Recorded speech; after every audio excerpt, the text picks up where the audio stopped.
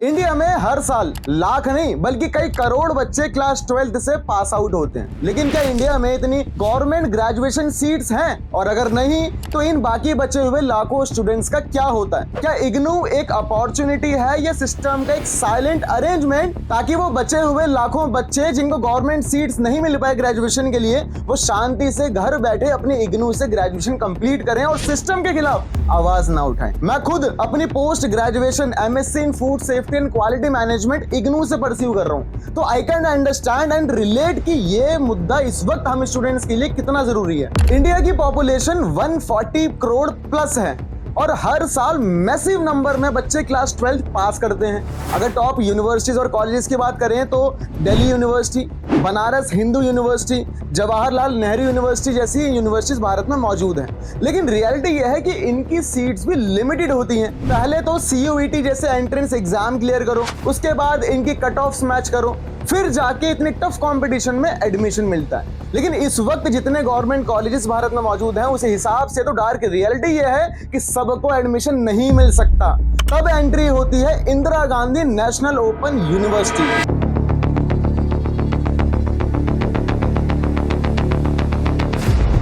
इग्नू 1985 में एस्टैब्लिश हुआ था। ओपन डिस्टेंस लर्निंग मोड से वो एजुकेशन करवाता है और ये लोग दावा करते हैं कि दुनिया की सबसे बड़ी ओपन यूनिवर्सिटी इग्नू है, और दावा करना भी चाहिए। जिस हिसाब से अभी भारत का एजुकेशन सिस्टम चल रहा है तो दुनिया की सबसे बड़ी ओपन यूनिवर्सिटी भी भारत में ही अच्छी लगती है। हर साल 7 लाख से ज्यादा बच्चे इग्नू में जनवरी और जुलाई साइकिल्स में एडमिशन लेते हैं। इस वक्त एक्टिवली खुद इग्नू की वेबसाइट के अकॉर्डिंग 3.5 मिलियन 35 लाख से ज्यादा बच्चे इस वक्त अपने एजुकेशन इग्नू से परस्यू कर रहे हैं। हो सकता है ये डेटा बिल्कुल एक्यूरेट एग्जैक्ट नंबर्स का ना हो, लेकिन ये हमें एक अप्रॉक्सीमेट आइडिया जरूर देता है कि कैसे इतने लार्ज नंबर ऑफ स्टूडेंट्स जो हर साल इग्नू में एडमिशन ले रहे हो अपनी चॉइस से नहीं बल्कि इस एजुकेशन सिस्टम के फेलियर को छुपाने के अरेंजमेंट का हिस्सा बन रहे हैं। अगर हम डेटा के बेसिस पे बात करें तो कई वेबसाइट्स एंड रिपोर्ट्स के अकॉर्डिंग 2026 में लगभग 19 लाख बच्चे क्लास 12th के बोर्ड एग्जाम में CBSE में अपीयर होने वाले हैं। और सिर्फ ये CBSE नहीं, कई लाख बच्चे Bihar board, UP board, Maharashtra board, Sikkim board जैसे अलग अलग स्टेट बोर्ड्स में अपीयर होने वाले हैं। तो ये आंकड़ा लगभग मिला के 1 करोड़ के पार पहुंच जाता है। तो क्या इतनी गवर्नमेंट ग्रेजुएशन सीट्स हैं जो ये 1 करोड़ बच्चों का एडमिशन दे पाए? बिल्कुल नहीं। अगर 100 बच्चे भारत में गवर्नमेंट कॉलेज से ग्रेजुएशन करना चाहते हैं तो सिर्फ 40 का ही एडमिशन होता है, और बाकी के जो 60 बच्चे बचे, 60% बच्चे, वो क्या करें? तो फिर 2 ही ऑप्शंस बचते हैं। या तो आप 1 साल ड्रॉप करो, किसी एंट्रेंस एग्जाम की प्रिपरेशन करो, या फिर आप किसी प्राइवेट कॉलेज में कर्ज लेकर उनकी एक्सपेंसिव फीस अफोर्ड करो, या फिर आप क्या कर सकते हो, अपने मोस्ट फेवरेट अपने इग्नू में एडमिशन ले सकते हो और गवर्नमेंट की इस फेलियर को छुपाने के लिए इस अरेंजमेंट का हिस्सा बन सकते हो। तो आपको क्या लगता है, क्या इग्नू एक सोल्यूशन है? बिल्कुल नहीं। जो बच्चे इस वक्त इग्नू से अपनी ग्रेजुएशन परस्यू कर रहे हैं वो खुद जानते हैं कि स्किल बेसिस पर इग्नू की डिग्री उनकी किसी काम की नहीं है, क्योंकि उनको कॉलेज का एक्सपोजर नहीं मिलता, बेटर कंपनीज का प्लेसमेंट नहीं मिलता, अच्छी एजुकेशन नहीं मिल पाती, और उनकी डिग्री बिना किसी स्किल के एक पीस ऑफ पेपर बन के रह जाती है। अब देखो, हम लोग सिर्फ बुराई नहीं कर सकते, तो फेयर रहना ही बहुत जरूरी है। इग्नू के कुछ अच्छे बेनिफिट्स भी होते हैं। इसकी फीस बहुत अफोर्डेबल है। जो लोग प्राइवेट एक्सपेंसिव फीस को अफोर्ड नहीं कर सकते वो इग्नू से अपनी एजुकेशन परस्यू कर सकते हैं। जितने भी वर्किंग स्टूडेंट्स हैं जो अपनी फैमिली की रिस्पॉन्सिबिलिटी संभाल रहे हैं उनके लिए फ्लेक्सिबली इग्नू बहुत ज्यादा हेल्प करता है एजुकेशन परस्यू करवाने में।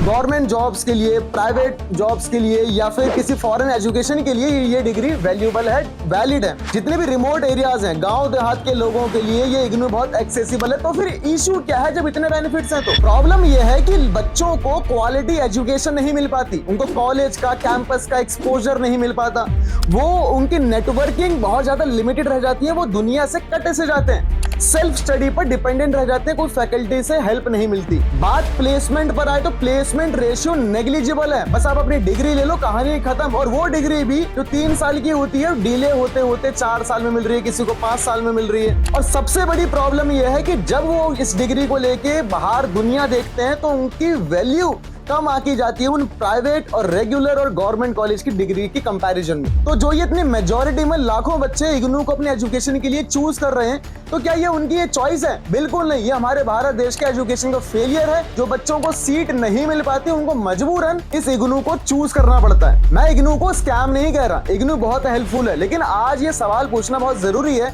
कि एक बच्चा जो क्लास 12th को एवरेज मार्क्स से पास करता है, वो अगर टॉपर की तरह एंट्रेंस एग्जाम क्लियर नहीं कर पा रहा, तो क्या उसका हक नहीं है किसी गवर्नमेंट कॉलेज में क्वालिटी हायर एजुकेशन पाने का? या फिर वो आज भी 2026 के इस डिजिटल जनरेशन में भी 40 साल से चली आ रही इस इग्नू नाम की प्रथा का हिस्सा बनेगा?